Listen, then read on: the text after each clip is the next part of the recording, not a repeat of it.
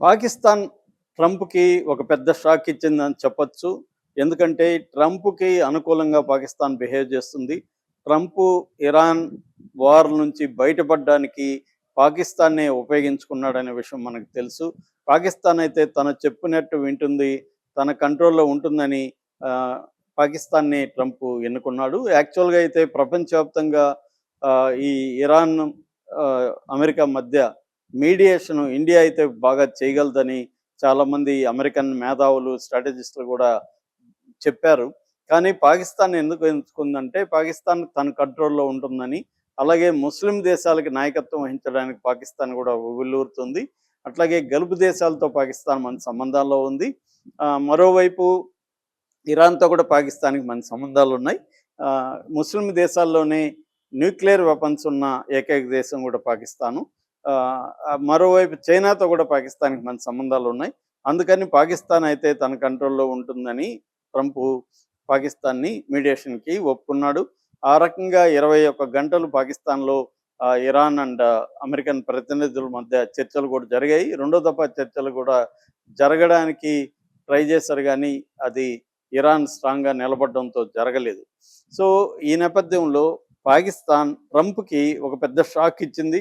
ఇది నేను చెప్తున్నది కాదు. డెరెక్ గ్రాస్నోవ్ అని ఒక అమెరికన్ నేషనల్ సెక్యూరిటీ ఎక్స్పర్టు. ఆయన ట్రంప్‌ను ఉద్దేశించి ఒక ట్వీట్ చేశాడు. ఆ ట్వీట్‌లో ఏముందంటే, "మీ క్లోజ్ ఫ్రెండ్ పాకిస్తాన్ నీకు పెద్ద దెబ్బ కొట్టింది కదా!" అని ఆయన ట్వీట్ చేశాడు. అసలు ఏంటి పాకిస్తాన్ అమెరికాకు ఎటువంటి దెబ్బ కొట్టింది? ముఖ్యంగా ట్రంప్‌ని ఎలా మోసం చేసింది? ఈ విషయాల గురించి చెప్పుకుందాం. యాక్చువల్‌గా పాకిస్తాన్‌కి ఇరాన్‌కి మధ్య దాదాపు 3-4 బిలియన్ బైలేటరల్ ట్రేడ్ ఉంది. పాకిస్తాన్ ఇరాన్ నుంచి ఆయిలు, గ్యాస్ కొంటుంది. పాకిస్తాన్ నుంచి ఫుడ్ గ్రెయిన్స్, అగ్రికల్చర్ ప్రొడక్ట్స్, ఇవన్నీ మందులు ఇలాంటివన్నీ కూడా ఇరాన్‌కి వెళ్తాయి. మామూలుగా అయితే ఇది షిప్పింగ్ ట్రేడ్ ద్వారా వెళ్తుంది. కానీ ఇప్పుడు షిప్పులన్నీ కూడా క్లోజ్ అయిపోయినాయి. ఎందుకంటే ఏప్రిల్ 13 నుంచి బ్లాకేడ్ విధించాడు ట్రంప్. ఇరాన్ నుంచి ఒక షిప్ కూడా బయటికెళ్ళదు. బయట నుంచి ఇరాన్‌కి ఒక షిప్ కూడా రాదు. దాదాపు ఇప్పుడు 42 షిప్పుల్ని అమెరికా ఆపేసింది. ఈ నేపథ్యంలో మొన్న అబ్బాస్ అరాక్చి ఇరాన్ ఫారిన్ మినిస్టర్ పాకిస్తాన్‌కి వెళ్ళి అక్కడ నాయకుల్ని కలిశాడు. సో, ప్రధానంగా అబ్బాస్ అరాక్చి ఎందుకెళ్ళాడంటే, తన వ్యాపారానికి సంబంధించి పాకిస్తాన్‌లో 3000 కంటైనర్లు కరాచీ పోర్ట్‌లో ఆగిపోయినాయి. సో, వాటిల్లో మందులు, ఇందాక చెప్పినట్టుగా ఫుడ్ గ్రెయిన్స్ ఇవన్నీ ఉన్నాయి. ఇప్పుడు ఇరాన్‌కి చాలా అవసరం. ఎందుకంటే యుద్ధంలో 4,500 మంది చనిపోయారు. అది కాకుండా 30-40 వేల మంది సీరియస్‌గా గాయపడ్డారు. వాళ్ళకి మందులు కావాలి. తర్వాత మెడికల్ ఎక్విప్‌మెంట్లు కావాలి హాస్పిటల్‌లో.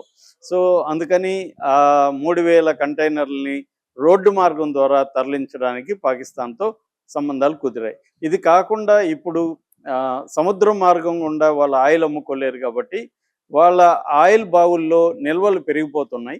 దాన్ని ఇప్పుడు ఖాళీ చేయాలి. రెండోది పునర్నిర్మాణం స్టార్ట్ అయింది. వాళ్ళ స్కూళ్ళు, వాళ్ళ కాలేజీలు, యూనివర్సిటీలు ఇవన్నీ కూడా మళ్ళీ నిర్మాణం మొదలుపెట్టారు. దానికి పెద్ద ఎత్తున డబ్బులు కావాలి. డబ్బులు కావాలంటే వాళ్ళకున్న ఏకైక మార్గం వాళ్ళ దగ్గర ఉన్న ఆయిల్‌ని అమ్ముకోవాలి.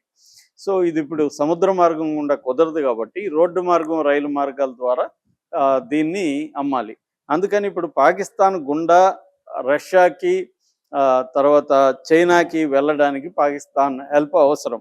సో, పాకిస్తాన్ కూడా ఏం చేస్తుందంటే 6 మార్గాలని చైనా ద్వారా, అంటే చైనా, పాకిస్తాన్ కలిపి సిపెక్ అంటారు. సిపెక్ అంటే చైనా మొత్తం దాదాపు 150 దేశాల్లో BIR అంటే బెల్ట్ అండ్ రోడ్ ఇనిషియేటివ్ అంటారు. BRIని నిర్మిస్తుందన్నమాట. ఈ బెల్ట్ అండ్ రోడ్ అంటే ఇన్ఫ్రాస్ట్రక్చర్ కావచ్చు, రోడ్స్ కావచ్చు, పోర్టులు కావచ్చు, ఇవన్నీ నిర్మిస్తుందన్నమాట